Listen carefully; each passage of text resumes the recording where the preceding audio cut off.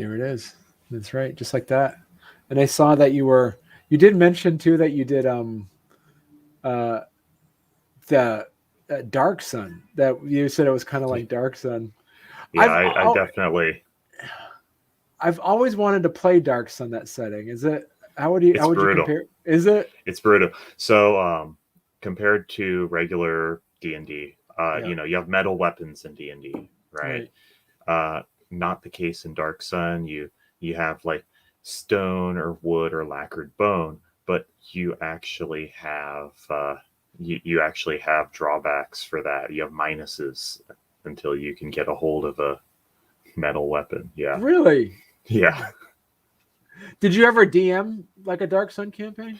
I have not DM'd Dark Sun. I actually mostly don't DM D Oh, and D. really? I've DM'd a lot of Exalted Yeah. and Shadowrun. Uh, Done a little bit of D&D, but it's all been like high magic, high fantasy, Right.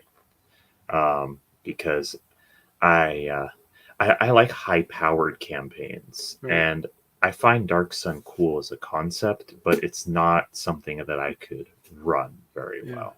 When you mentioned Exalted, I grew up. It was funny. I started I started doing I got my teeth cut on tabletop with like Mage the Ascension, the other White Oh, Wolf game, which is like that's jumping like the deep end right yeah, away. that's like teaching a man to fish by throwing him in the river. Yeah. And then they go, and then and they try to keep, and I people kept trying to link Exalted with the other World of Darkness. It's like, hey, Mm, is this yeah, canon? I'm like, I think it's supposed to be a completely different setting it is. altogether. Yeah, people who play a Vampire the Masquerade, for instance, they're like, Right. "Well, what part of the World of Darkness is that?" And I'm like, "Oh, that's a good question." But yeah, I would love. Yeah, if man, I always wanted to play. Then I try to learn Exalted. I got all the books on it and everything, and then it was just, and like you're saying in another interview, it is just like they start you off as basically like superhero status, Yeah, like right yeah. out the gate. So it's like, wow, yeah, yeah. But that's awesome. I gotta, I want to check that. Did you ever do any do you storytell Exalted? You said you run that Yeah, GM it. yeah. We played mostly 2.5. Okay. Yeah. Is that so? That's different than like the how much different is the second edition to like first edition? Well, first edition is really its own beast entirely. Right. Um, it it has the hallmarks of an old system, but it's definitely worth checking out. Right. You know, I recommend everybody check it out. And if you're interested in Exalted, you know, because they lay so much groundwork there that they just don't in second edition. Right. White Wolf is not good at consolidating. It's like there's like so many contradictions. You can tell they just like contracted out writers, and this like it's like, wait, you said something completely different in this other splat. I don't understand what you're talking about. Yeah. Well, remember when anybody could write anything about Star Wars and just have it be canon as Yeah, long as they bought the license? yeah, I feel like they kind of did that with their contractors. yeah. Like, all right, I knew the intro, Dylan, and we'll get into the meat of the interview. So, all right, okay, here we go. Welcome to Story Comic Presents, where we interview amazing storytellers and artists. This is episode 127. I'm your host, Barney Smith of Storycomic.com, and we're excited to have with us the talented comic creator of Stuffed Rock Studio, Dylan Goss. Dylan, Yeah, thanks for having me. you're welcome. It's great to talk, and it's checking out. You have you have a pretty live Patreon page, which is fun to check out. You got an amazing ongoing series called Mara, which we're going to jump into and talk about as well. And great background story on this, great way of how you got it started. But first, I want to kind of like jump in and talk about as like they talk about how you kind of started creating this. And I know that you started getting into comics by So there's a legendary story that's going around that year. Father showed up with a pickup truck full of comic books and kind of got you started on something, right? Yeah. Yeah, absolutely. Yard sales are amazing, right? Mostly Spider-Man, right? I heard it Mostly was Spider-Man. mostly Yeah. Spider-Man. It Yeah. was a lot of Marvel. I would say about 10% of it was DC, and almost all of that was Wonder Woman. The Right. rest was Marvel, you know, Spider-Man, X-Men, New Mutants. I really liked New Mutants. Uh, Magic was something really new and exciting for me, right? Because she wasn't really like any other mutant that I had seen, you Right. know. Yeah. But then you had guys like Cypher, who, I mean, your ability is really cool, Yeah. but maybe don't go fighting. Maybe stay home. Yeah. Yeah. Work for the UN. You have a cool ability, but And so when you mentioned that in previous podcasts that like showed up with it was like mostly 70s and 80s. Every time I heard you mention that in previous interviews, I was thinking out loud, and I'm going to ask you the question out loud. Now that I have you here, do you still have those comics? my father has those comics. Okay. So we moved to Belize when I was pretty young. We took them with us, and I moved to Taiwan with my wife about 13 years ago, and I left the comics there. Right. So my father has them now. Did you look them up to see if they're worth anything? You have any like key issues They're or anything? they're not in the best They're condition. not Yeah. nothing like slab worthy that you'd probably get them slabbed or anything though. No, they were dog-eared before I ever got into Oh them, yeah. right? Oh, good. I had to ask you that question because I was wondering that from your other interviews. I'm like, well, where are they now? Are they, it's like, did you get any good ones? Yeah. So, so that's what kind of got you into comics, is that you were, basically, had a truck full, and that kind of got you started reading them. And so, as I think you were saying before too, it's like you really got in, like you started writing early too, like that your idea of writing. And where along the lines did the story Mara come into place in your evolution of comic creating? Well, I think the first seed of Mara came from Princess Mononoke. Okay, that makes The sense. whole wolf and girl trope. Yeah. And I mean, it's an iconic. It's a masterpiece. I'm not going to dance around that. It was a masterpiece. Right. Yeah. And I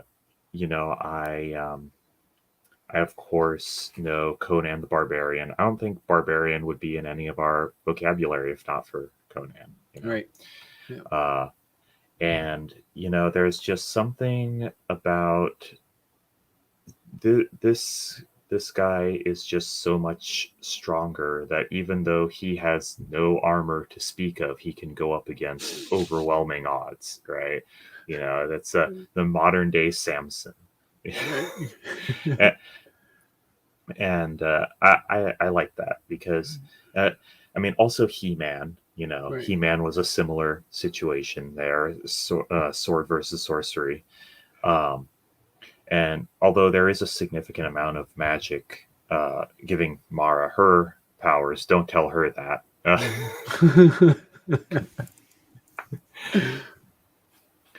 Yeah, and what really sparked Mara herself, just as her characterization, as I was watching Logan in the theater, and Daphne Keene showed up on screen for the first time. That fight scene, she was quite feral. She was actually on all fours at some point during that. And they presented her as being very animalistic. And that really got the gears turning in my head. That was hugely inspiring for me. Right. So talk a bit about Mara as a so she basically, this is a world that takes place that is, which I love the setting. So it's one of the things we'll talk about world building in a bit, but I love the idea of the setting that it is kind of an ancient but post-apocalyptic setting. Yeah, So it's um, and she comes from a type of like an inspired Inuit culture, but now it's a dry, arid landscape. So right. um, talk to us about that setting you created. So this setting was meant to be that they used to actually be more like the real world Inuits. You know, they were a cold weather tribe. Hmm. Um, but there is no more cold weather. So they have, instead of ice fishing, they have the only river around. And water is very precious, and that's what sparked the tribal war, right? Because, you know, everybody wants water for themselves. And if you were lucky and you happen to live there, well, good for you, but everybody else also wants to have Right. that for themselves. And what started this well, this is a pretty severe global warming. This is more like a global catastrophe. Right. Um, there was a war between the gods, which set the sky on fire. It has completely destroyed the day-night cycle. It is just constantly red all the time. Because the sky is literally on fire. Right. Yeah, yeah. Okay. So people who lived in warm climates at that time, of course, didn't make it. There was just no way to support life anymore there. Hmm. And so uh, Mara's tribe, the Rain, they had to adapt pretty quickly. You know, they used to dress a lot warmer, of course. They used to do ice fishing. There's no more of that anymore. They were no longer self-sufficient.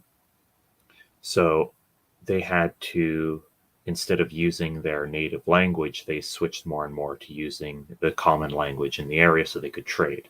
Okay. And as they lost their native language, they lost some of their traditions. Uh, they no longer had the trials to determine who would be the Wolves champion, Hmm. and because of that, there was no real defense against what came for them. You know, it wasn't just some tribe with spears coming for them anymore. Right. And when there was only one person left, the wolf spirit said, "Okay, well, now I know who's the strongest because you're the only one. You Ah. logically have to be the strongest." And it was a bit of a loophole, but he wasn't willing to let everybody in the tribe die. Right. So even though Mara's not really the chosen one and not the best of the tribe for this, she hid the best and got Hmm. lucky. Right. So talk to us about a bit um just like the world building aspect that you had to do now, because you mentioned you're kind of inspired a little bit by the Logan and Princess Mononoke. So you can did you have the kind of that that that character in your head first before you had the world around it? Yeah.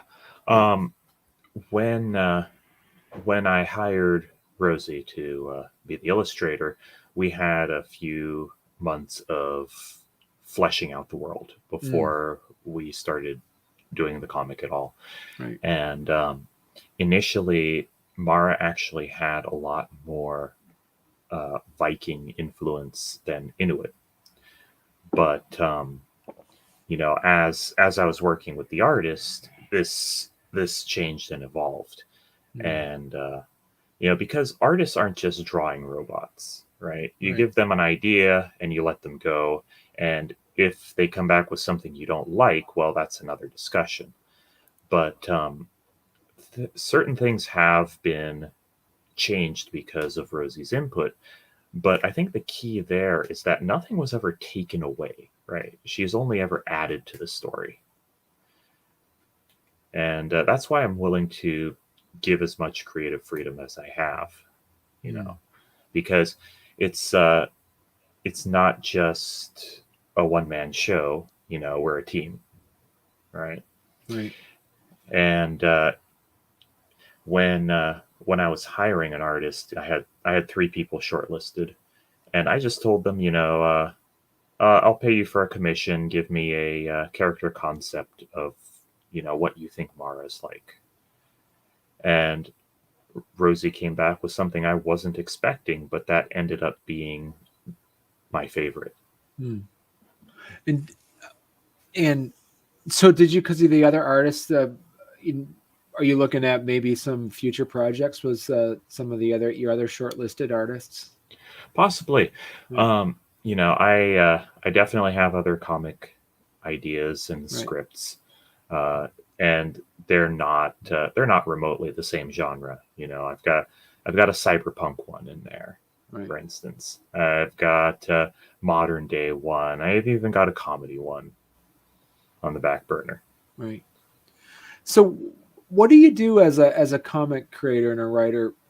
Talk to us a bit about your the feedback loop you have. Like for instance, is when you write out a script, like for instance, like take an example, Mara, like your first 12 pages or so. Did you Was it just Rosie that looked at it, or was there? Do you have like some other people that also write that you got feedback from and some tips and editing advice on? Yeah, absolutely. I also actually got feedback from other artists. Mm, Um, the the thing about writing is that everyone wants to write for themselves, which I think you should do. right, Absolutely. Because if you don't like what you're putting out, what are you doing? Right. right, But other people have to like it too. right, And it's pretty easy to get caught up in your own head sometimes. You'll, an idea will pop into your head and you'll have the details bouncing around in there and you won't put them on the page because they seem obvious to you because they're in your head. right. And if you don't have someone reviewing it, then you could end up putting a comic out there and people will be like, you never addressed this very important plot detail. so so you have to have that. Right, I have a couple of friends who also write that give me feedback on that. Besides of course Rosie and the translators. I have 2 translators as well. Um, and I because of how it's being released on Patreon, I am getting feedback as each page comes out. right, Um, Now the page has already come out when I get that feedback, but right, it does still help. Uh, Behind the scenes, everyone who's reviewing it is a creator in some capacity. So that's going to skew their feedback a little bit. Uh, Feedback from someone who is primarily a reader has its own perspective that I wouldn't otherwise get. right. Which I found it interesting is that before we went live, you talked about you also that you grew up in Belize, you live in Taiwan now. That for me, knowing that kind of I understand now that explains of why the 3 translated versions you have, which is Portuguese, which is obviously spoken in Brazil, and also Spanish, as you mentioned before in South America, but also the Chinese, is it Mandarin, right? Yeah, it's traditional Chinese, Okay. which is the writing used in Taiwan. Okay. Okay. Yeah. All right. And so that helps. And so that makes. Is there any other ideas as of to expand it out to um, other other languages too? Yeah, I've spoken to a Dutch and a Russian Oh, cool. translator. Yeah, All right. Yeah. And so where? So side question for you, Dylan. yeah. I love the ideas that you have for like it's um where it's going. I just gotta ask you, what's the origin of Stuffed Rock Studio? What is the origin name for that? It's just my dumb sense of humor. I I like the idea of a plush toy that is a rock. I I find that idea very funny. Right.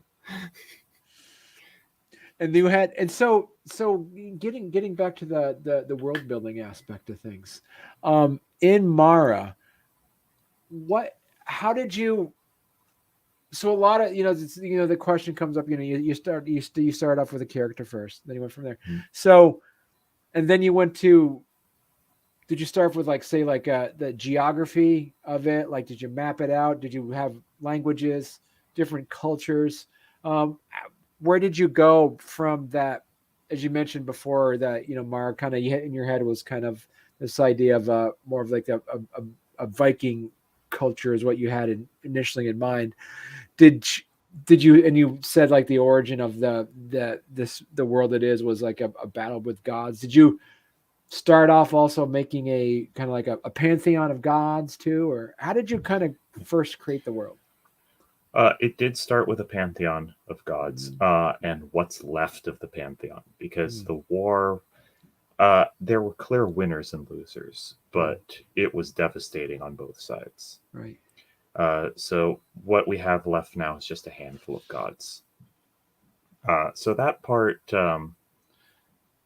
was definitely a huge part of the initial world building. Also, Mara's tribe was actually a big part of that, because when uh, when we were doing this world building, the artist and I, Mm, her idea of approaching world building is that every person has a role to play in changing the world, right.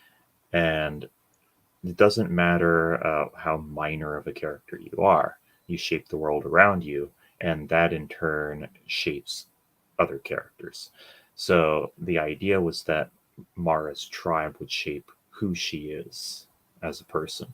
Wow. So that was a big part of it as well.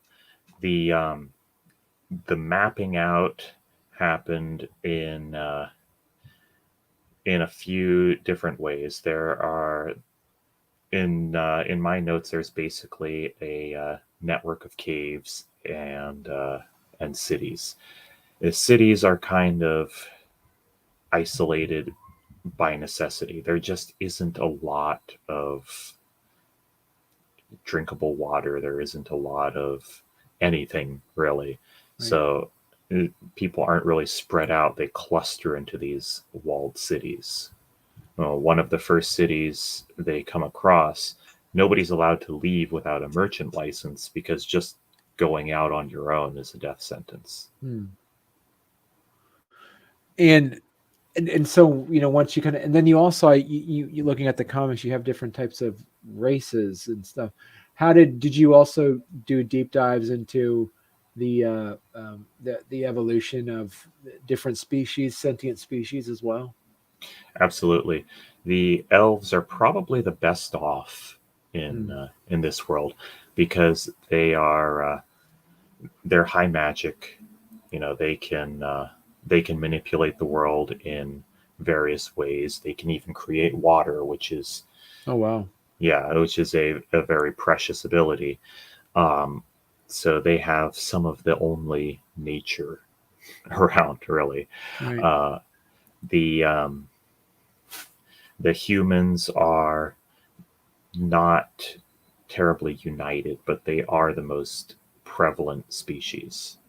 Right. Uh, so, for instance, Pele is not affiliated with any of the people that we come across.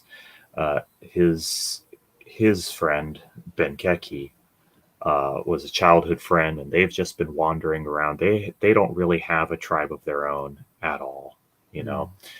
Uh, and the insectoids are also a dying race. Orcs that we haven't seen yet were horribly devastated by the war, because they don't have the infrastructure anymore to be a marching war band. You know, that would require carts of water, and that would require a lot of things that they just no longer have. And Hmm. without that, they ended up just being mercenaries without tribes, and it's very difficult for them to survive like that. So they're quite rare. Right. The stone giants, like Jum is, uh, they just have a lot of trouble surviving in this climate. He has adapted as best he can, but a lot of his a lot of his people haven't been able to, and it's a very common story that people are just not able to adapt. Humans are the most adaptable species in this world, and that's why they have maintained their majority. But it's not looking good for them either. Hmm. So, do you have? Did you mention like you were, looking at? We talked earlier about that you have like the kind of a 4-part for the first story arc. Do you see this as an ongoing series, or there's going to you have a definitive end to Mara? There is a definitive end. Yeah. It is. It's a little bit of a lengthy series. It's not fully written yet, but I'm estimating 20 chapters. Okay. Okay. And and then from that, do you see? So what one of the other pieces to it is that when you put it when you put it together, do you have um, like the magic you mentioned earlier as well? Do you have, because you're a fan of the tabletop role playing games? Do you have a very specific hard magic system, or is this more of like a soft magic system? The magic that people are able to do definitely has limits based on how they acquired it. Mm, And elves have natural magic, but they can only do so much with that.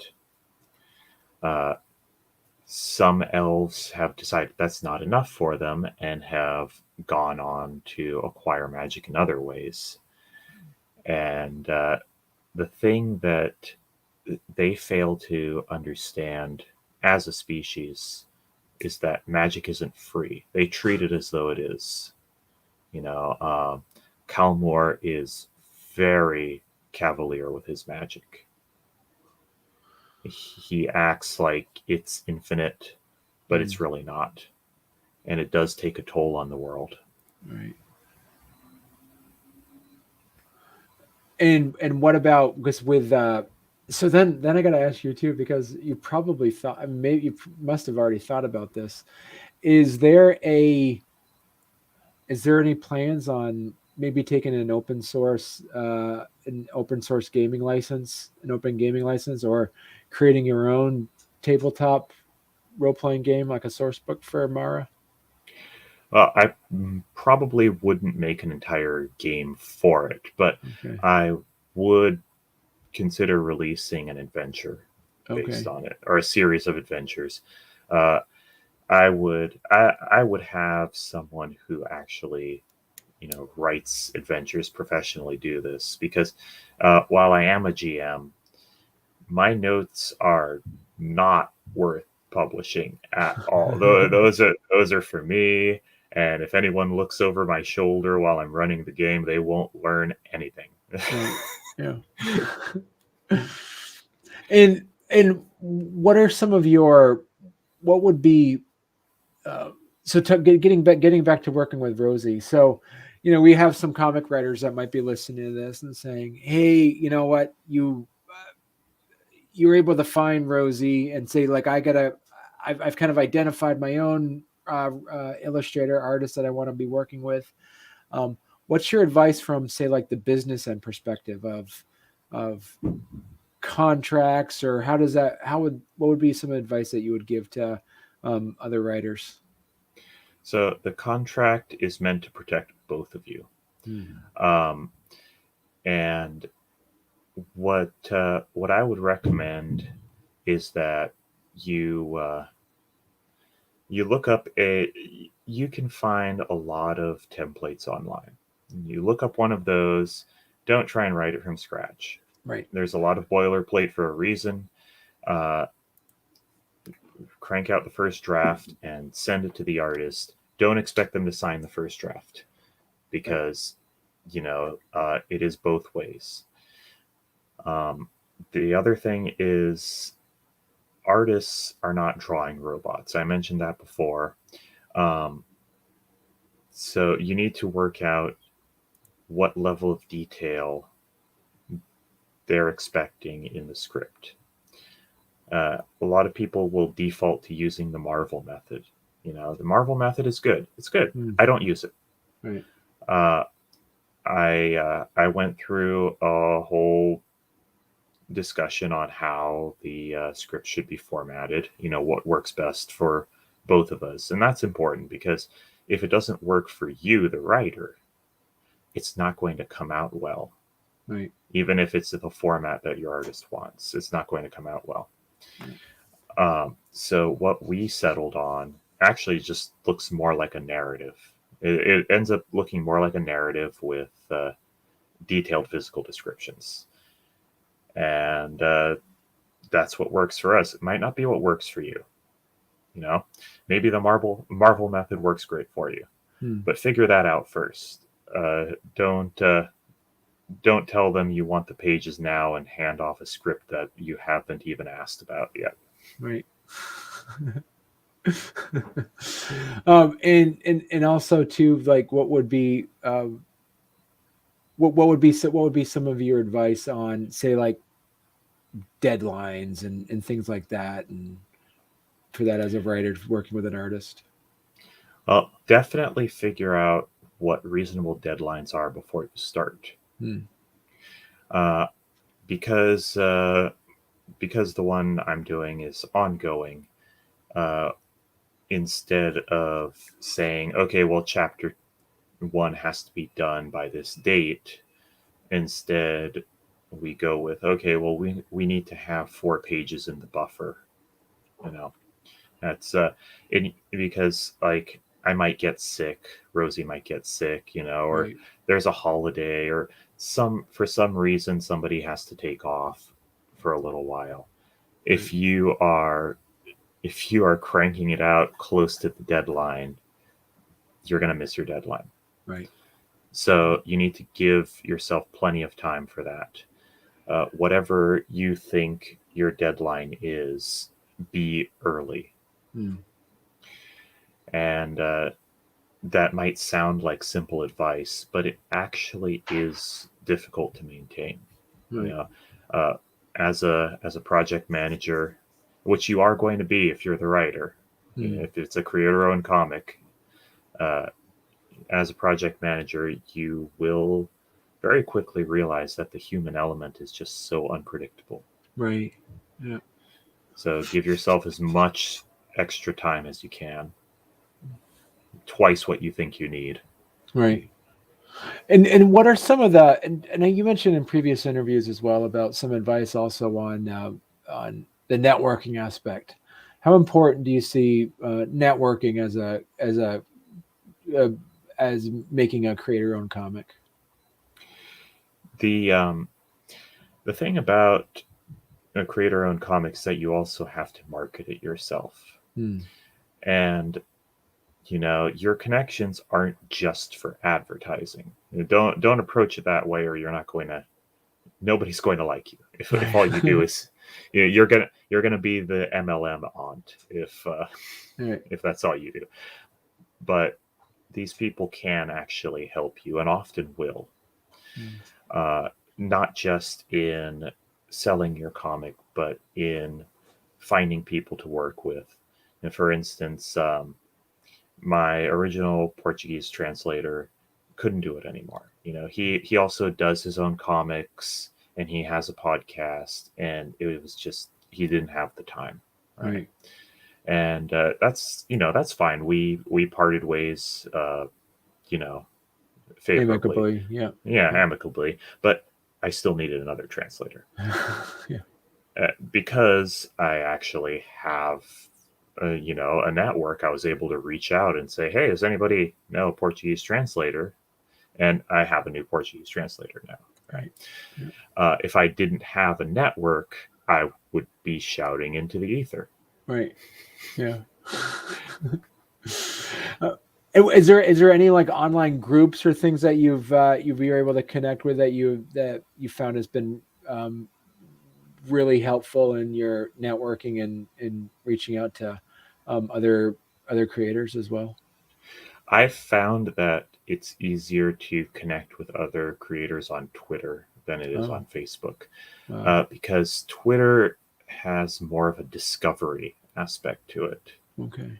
Um, Facebook has groups, which are valuable. I've Right. definitely found people to work with in groups, but it leaves a lot more of the discovery on you. Mm, So it's more manual, whereas Twitter is just people just happen upon you, and you'll just happen upon people, right. and so it's great for meeting new faces that way. Right. Yeah. And part of your marketing strategy is all. Do you have to? So how much do you put adage on the, um, like like the hashtags and stuff like that? What have you noticed? That some of the hashtags there that seem to really spark for your comic? Hashtags are essential on Instagram. Mm, If you're not using at least a dozen hashtags, it's not going to get discovered. And I know that sounds like overkill, but that's what Instagram is. right.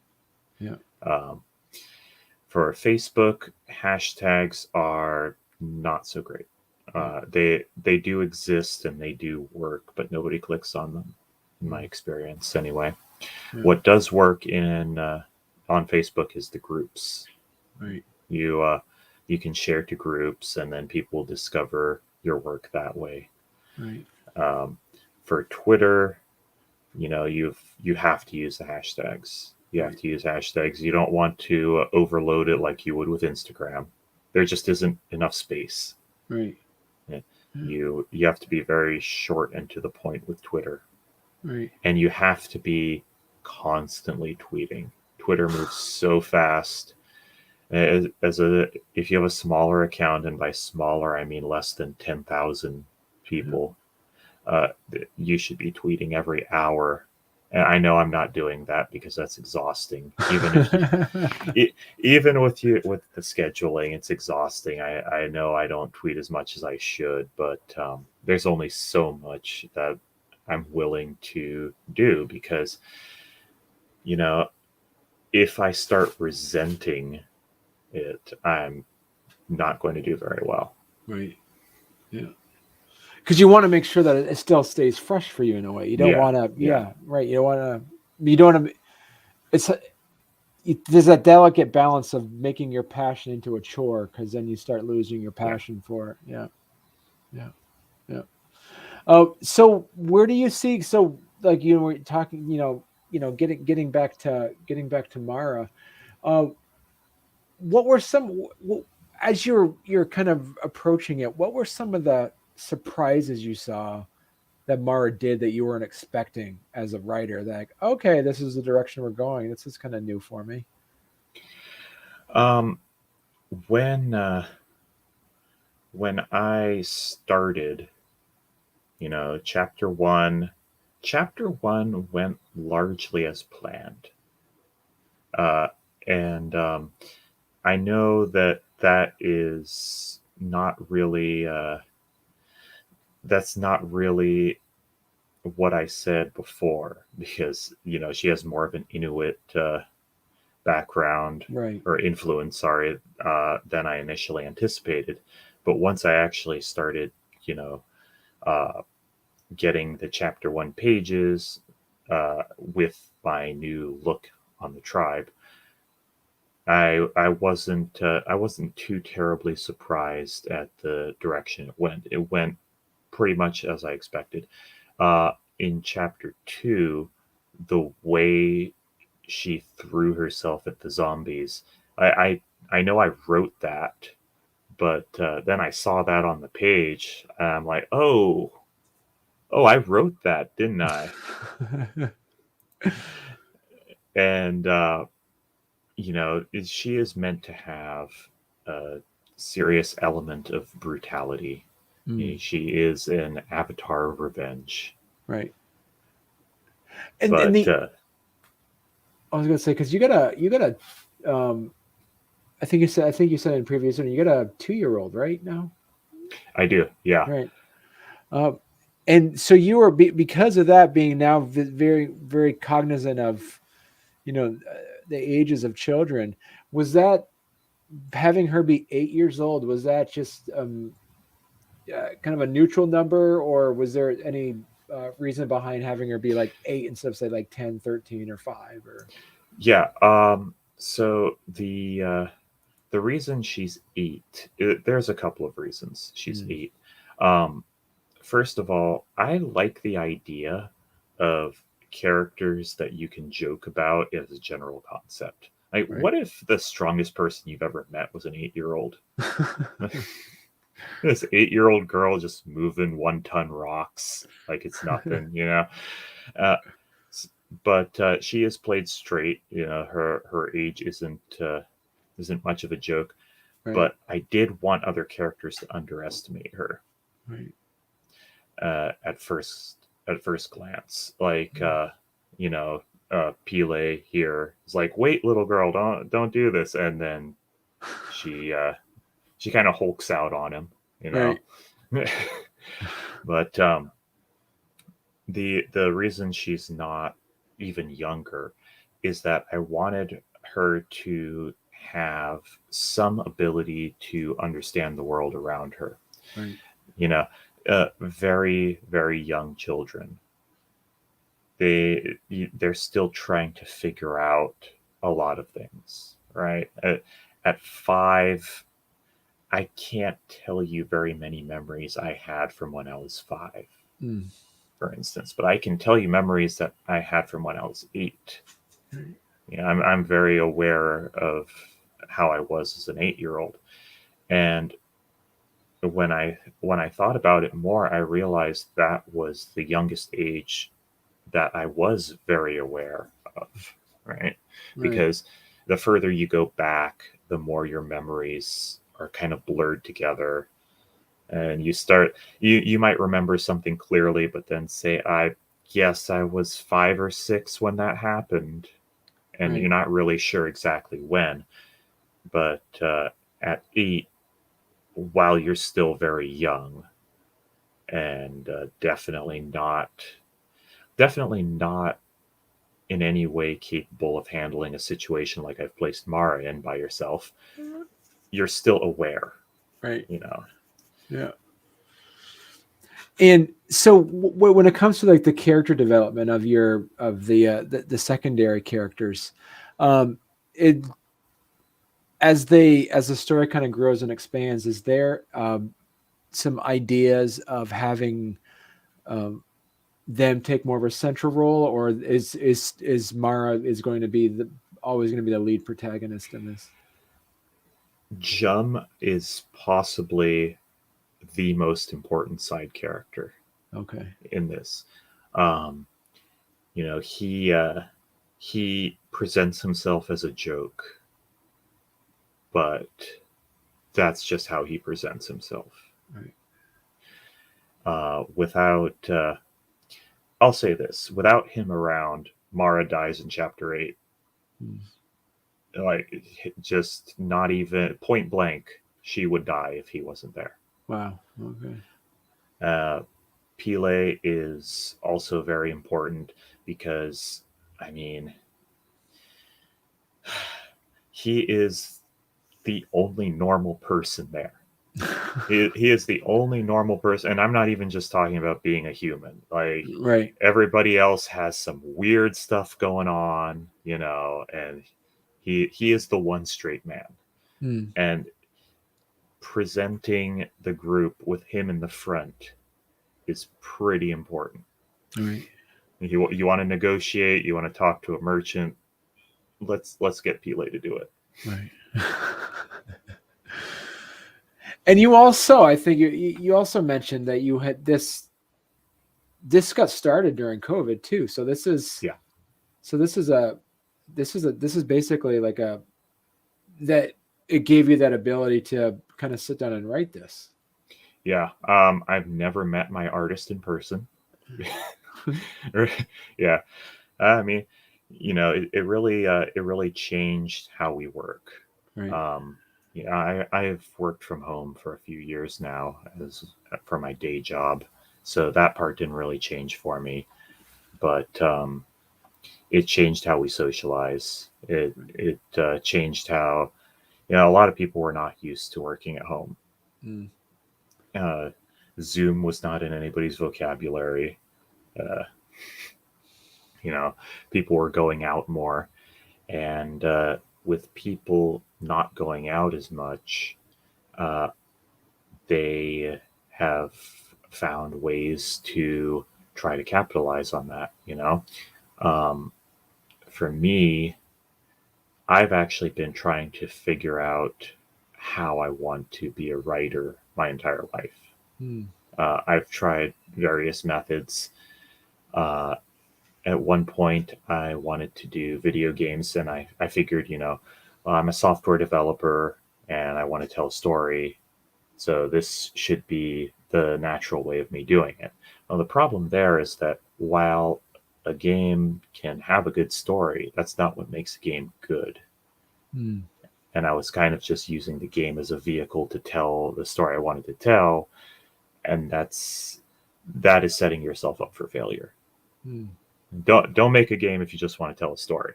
There's the moral there. Yeah, it's unless it's one of those where they like the visual. What are they called? The Oh, visual novels. Yeah, visual novels. Yeah. yeah. The that's how Fate got started, and Fate is it's a huge deal now, right?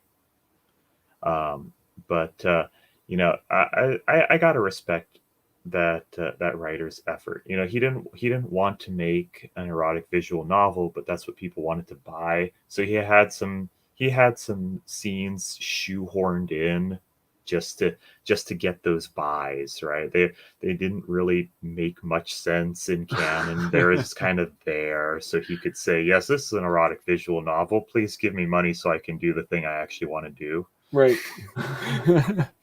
And it worked. It worked. And you mentioned too before that you uh, being kind of like being invested in not only the tabletop role playing game community but also in the comic book community. Um, you did mention too that there seems to be more of a stronger community like in the tabletop Yeah. RPG world as compared to the comic book. Explain more on that. So tabletop RPGs are inherently collaborative storytelling. Mm, That's, I mean, yeah, there's dice, there's rules, but right, at the end of the day, it's a group of people sitting down and telling a story together. right, So I think it promotes community just inherently. Comic books, yeah, you get crossovers sometimes, you get people working with each other, but by and large, comic creators don't really work together. right. I feel like you know it just doesn't promote community in the same way, uh, and I would love to be able to change that. I would love to be able to connect to more creators. There are definitely some creators who are amazing people in the community. I did a crossover with the creator of Glyn and Monsterland. Okay. That Yeah, it was just a non-canon 2-panel short, and then uh, their illustrator did like a cover art of the two characters. That was just a fun little crossover we did. But I've also had some brief conversations with Dan Panosian on Twitter, and he's a great guy. If you want if you're having a bad day and you want to boost up, just talk to that guy. He'll cheer you right up. uh, Jim Zub was actually super helpful when I was in the planning stage, and he has his DMs open on Twitter. So I just messaged him. It's like, hey, you have any have any advice for a new comic writer?" And he said, "Well, Dylan, as a matter of fact, I do. Here's my blog I set up with all of the advice columns that I've written for new writers." Oh wow. Yeah. So he actually has this. Yeah, it's a Tumblr blog, um, and there's a lot of advice there for Oh writers. wow. Yeah. And if none of that applies to you, you're probably not doing comics. And so, and have you been able to, like, for instance, in some of those situations, have you been able to, you know, get some tips, tricks of the trade that you've been able to directly utilize in your comic books? Oh, absolutely. In fact, it actually just occurred to me. I've been saying this over and over, and it just occurred to me that I got this from Jim Mm. when I said that artists are not drawing robots. That's actually a direct quote from his blog. And I only just remembered that now that I'm talking about it, right? I've been saying that without attributing him because I just adopted that as my own philosophy. Right. So, but thinking like that actually has been very helpful because it's easy to think, oh, I'm paying this person, they should do what I want. Right. But it it's not just you're not hiring somebody to move your furniture. You know, you're hiring a creative person, and creative people work best when they're allowed to use their creativity. Right. And I feel like if you give an artist some amount of freedom, because obviously you want to get your script drawn up, Right.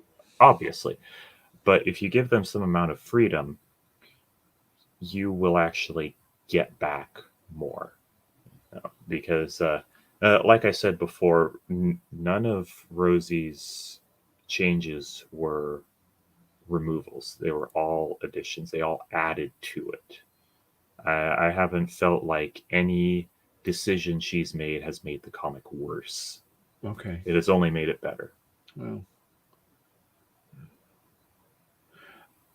is there, so, just I'm kind of curious about some of your other stories. Are they in a shared universe, or are they completely different? As you mentioned, you had like a cyberpunk idea, you had a kind of a kind of a comedy one and a modern one.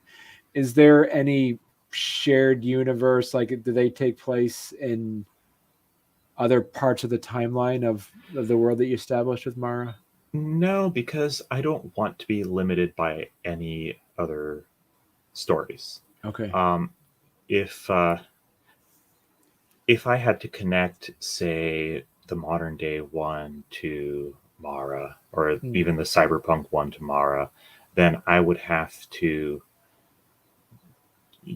build off of that world, which isn't necessarily a bad thing, but it does limit my options. And I Okay. don't want my options to be limited. Okay. I see with Marvel all the time. They're constantly having to, especially in the 70s comics, there would be a little asterisk when somebody was talking. And it's like, oh, well, he's talking about this thing that happened in this comic that you don't have, Right. FYI. And I don't really want to have to do that. I don't Right. want to have to say, well, wolves are the dominant species because Mara, right? Right. I don't want to have to say that technology evolved a certain way in the cyberpunk one because of how I wrote the modern one, Mm. and that's because of how I wrote Mara. Right? Right. Right. Everything is kind of separate, so I can do whatever I want with it. Right. Mm. So yeah, this has been, we're already at our hour mark already, Dylan. So this was just like that, man. Yeah, just like that. So people can, if people are interested in reading, they can actually go to mara-comic.com to actually read. It's right there. You also have your Patreon that I highly recommend people to check out, which is they get they get their pages earlier. You also get, for the, you can also at the $10 level, they also get some sketches. Do you want to explain that? What was that about? Yeah. So people would get the progress shots of Okay, that's pages cool. as they come out. So the rough sketch and the ink are those are the two main ones, right? Uh, Sometimes you'll get reworks. Like we'll be doing it, and either I will say, well, I I don't think it should be this way, or Rosie will say, I actually did not end up liking how I originally did it, which has happened a couple of times. I'll look at the page and I'll say, yeah, this is good, and she'll come back the next day and say, that actually wasn't my best work. Here is what it should be. Uh, yeah. So you get to see those reworks as well. Right. And also too, you have, so you have kind of two websites. You got your Mara comic, but you also have your Stuffed Rock Studio, which is the basically your kind of like your launching point, your Yeah. drop point here. Yeah. Yeah, Okay. it's a little bit of a, I don't want to call it a placeholder, Right. uh, but we don't have a huge amount of content for it because there's only the one comic. Right. So far. Yeah. Yeah, so Yeah. far. Yeah. We've got a little bit of info on there about the team and stuff like that, Yeah. but the website you really care about is the comic website. Right. That's where you can actually read the comic book and that everything. Cool. Well, hey, listen, Dylan, when you get ready to, you mentioned before, like there's going to be a point where you're going to get all 4 chapters together for Kickstarter. Come back on, man. This is good. You have basically a page every week comes out. Yeah, that's what we're doing right now. Cool. Excellent. All right. Well, thank you so much, Dylan. And it was a great pleasure talking to you. Oh, thanks for having me on. Looking forward to being here when I have that book for you. Cool. Excellent.